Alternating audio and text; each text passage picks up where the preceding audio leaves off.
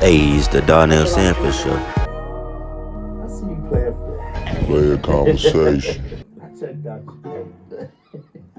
I went through Got your the black DMs. platinum on. You see?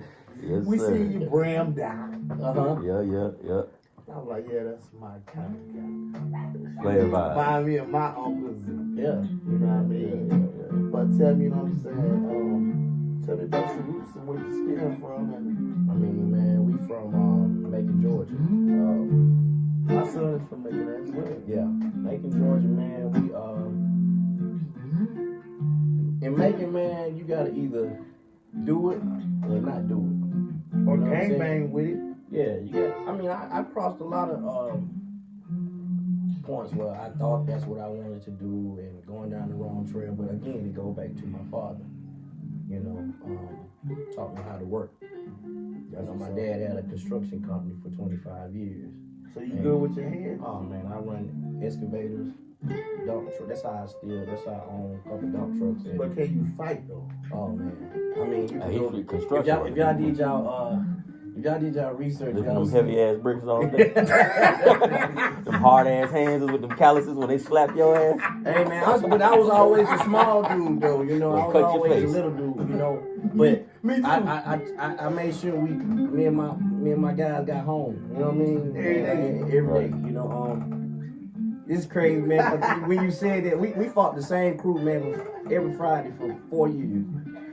Every Friday after the football game, we I don't care what game. Where they was from? Macon. We actually, they was down the street from my partner's house. We was in the same neighborhood, but man, it was crazy. It was man. just straight But beef. we see each other now as grown up, man, and we like, what we was fighting for, man? But we don't know, man. It wasn't just over that no name. territory? No, man. It was just. We from here, y'all from immaturity there. It was just that and, name, man. and trying to Yeah. it was really the women No, showing man, I'ma showing tell your you. rep. I'm gonna tell you what it was, man. My best friend, man, Marco Hughes, man. Shout out to Marco, man. He came to me. We was in computer class. I was in computer class, and he was like, "That's the dude that tried to jump on me the other day. He pulled a gun on me." And I was like, "Okay, so we gonna see about that." Right. You know what I mean? Right. We caught them one day by itself. We tuned him up a little bit. Then they tuned one of my guys up a little bit. You know what I mean? But it just kept going back and forth. But it was never to the point where we wanted to hurt each other so bad to where we not here no more. You know what I mean? It was just, you know. I don't know. So I'm here. On here. You know. You awesome. Thank you. Your time to shine is kind of real. So, yeah, man, that's how the beef came on. I call it beef, but to this day we all cool, man. Yeah, You know, we when grown, we get older. you know, and we made a lot of mistakes as kids, as teenagers, but and our parents, we all had our fathers, man. My little crew, we don't even know why we did half of the stuff we did, man. You never know. So, you know, but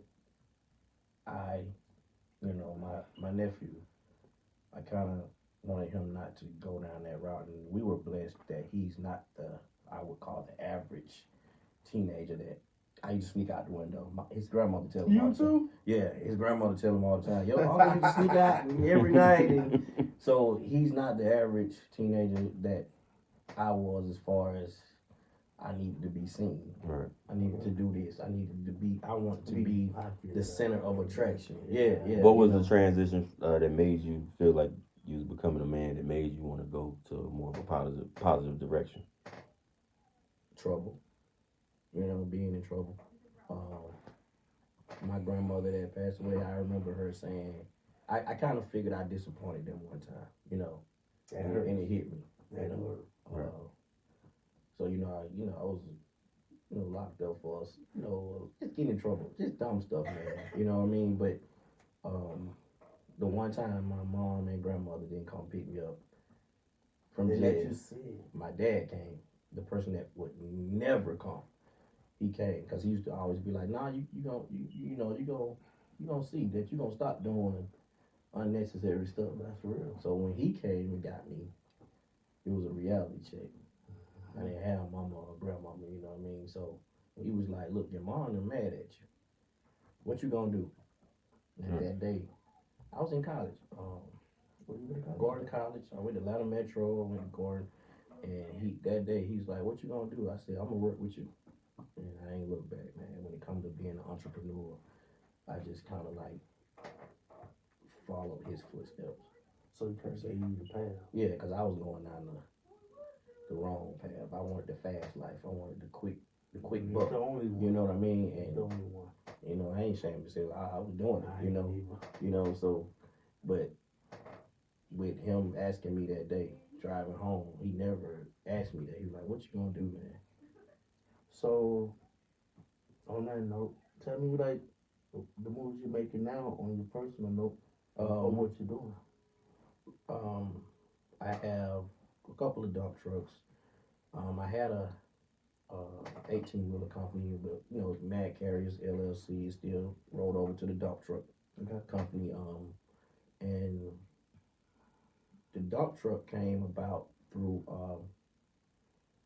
my dad's construction company, John's Construction, back in the day, 25 years strong. You know, back in the day, and I kind of grew up doing construction after that incident. You know, so it was like I already knew how to do this. I started driving trucks, man, at 12. You know, my dad would let me go all the way down across town in a dump truck with no license, no nothing. Dolo? Yeah. Yeah. Out there. He would let but I look back on it now, it's like I was making him money, but he wasn't giving me the money. Oh, no, you ain't getting none of that. Oh yeah. Now when I look at how much I get paid to go my father load, you know what I mean? My father had a landscaping business. Yeah, that's the same thing. So it was like, man, I get that what they call paying you dues. Hey, man, and he kind of like taught me that he used to always say, I'm gonna show you something that nobody can take away from you. That's knowing how to work. And I had friends of mine that's my age that didn't even know how to use a shovel. No, because he would hire all of them, but they wouldn't last but like a day. I think the longest one was a week. Hard. Yeah, and we always joke about it now, and he always sit back and talk about all the guys that grew up with me didn't make it in the construction world with him. You know, he would pay us good, you know, on Friday, you know, as far as teenage money, you know. Yeah. But, you know, and then I got into the 18 wheelers. I had 3 18 wheelers, and we did a lot of FEMA work. Doing Katrina? Yeah, did a lot of FEMA work for Katrina. I did a lot of FEMA work. How was that? Like, what was the experience on that? Oh, man, I think that's the best thing. The FEMA work that I've ever done, that's the most money I ever made in a 2-month span. We probably, some people don't even make that in a year. You know what I mean? So, and then that's when I got my father back because he ended up driving for me. Oh, you know what I mean? so I kind of switched it back to the student becomes the teacher. I'm paying you, okay, but you made me some money on this, you know. But nah, man, we had a great time. We always sit back and talk about when we used to hit the road, and we might, you know, when the fire was out in LA. Yeah, that was big. We took a bunch of us, me and my friends and my pops. We took a bunch of the relief trailers out to California, and we did that in 3 days. Word. We was back here the third day. And you know, that was that was a great payout. You know what I mean? And that's when we kind of like knew that, you know, the trucking industry was okay at the time. You know, because everybody everybody don't know how. Nah, man, it's still it's a big need for that in the industry. Yeah. And you know, a lot of people get their license, man. Shout out to Wolfpack Trucking, That's Iceberg. I see you. So we just kept going, man. And I'm just always been a person, you know, try to do it on my own. I've had relationships where a female may say, "Go get a real job," and I never understood that. You know, I never can cope with somebody telling me to go get a real job. So what's a real job? Clocking in. Yeah, you know, I ain't never been that. You know, ever. You know, I think the most I've ever clocked in was 8 months. On any job, and you can check. They can check it out. You know what I mean? So I never was, because I started realizing like the money that I'm making I can be making myself. I'm driving these trucks for y'all. I can do this for myself. So when You made the transition from working for your father and start working for yourself. Or you say the best advice he gave you to kind of sit you on your way. Um, Never stop. Never always work with your employees. Get out there and show them that you'll do the same thing, so they won't have an excuse of saying we can't do this. This they said this can't be done. You know what I mean? It looks like you lost him. Hey, it's the Darnell Sanford show. The slummers is opening up season, and these girls, BBLs and everything, they opening up treason. You might want to be cool what you're running up on, because you really don't know. Everybody about the paper now. Ain't about relationships. Ain't even really about friendships. Don't nobody love you. Girl, I don't like you. Yeah, you cute. You're the little thing around. But I'm that guy. And I got some game for you. So when you start coming around here, and you want to talk a little proper to me, you want to drop a little proper drop, I'm going to show you a little something.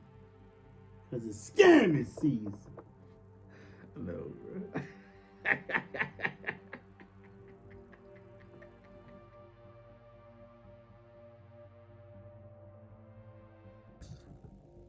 This just in. Warning. Warning. Scammer alert. Why don't the police are issuing a scam warning for everybody? Y'all better pay attention. You better listen. Wyandotte, that's out of Oakland, ain't it? Wyandotte is out of Oakland, California. Police say there are multiple scams. Multiple? Oh, so that means these boys is in a bag, yeah. So you don't even know what you're going to get hit with. So we're going to try to figure that out. They said the scams where residents are being targeted is on dating sites by your little thirsty ass. You want to be thirsty? You trying to find your little son with a nice little BBL? Trying to find you a nice little man, you know what I'm saying? He like he work out all the time.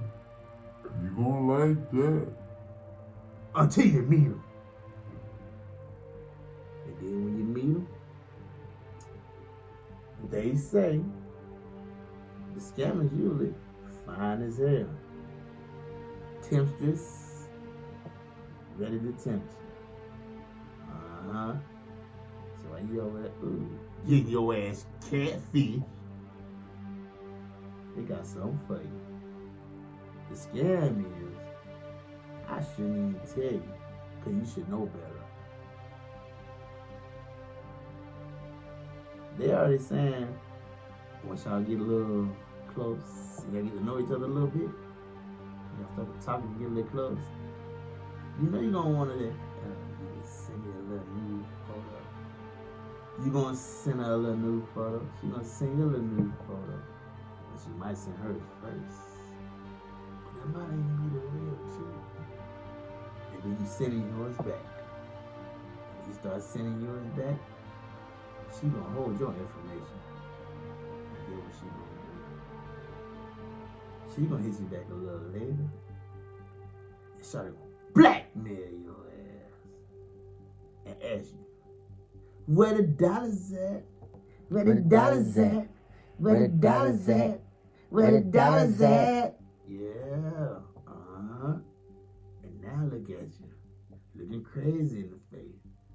Cause now they gonna blackmail you, tell you they gonna post your pictures online just to see if you gonna come off that dope.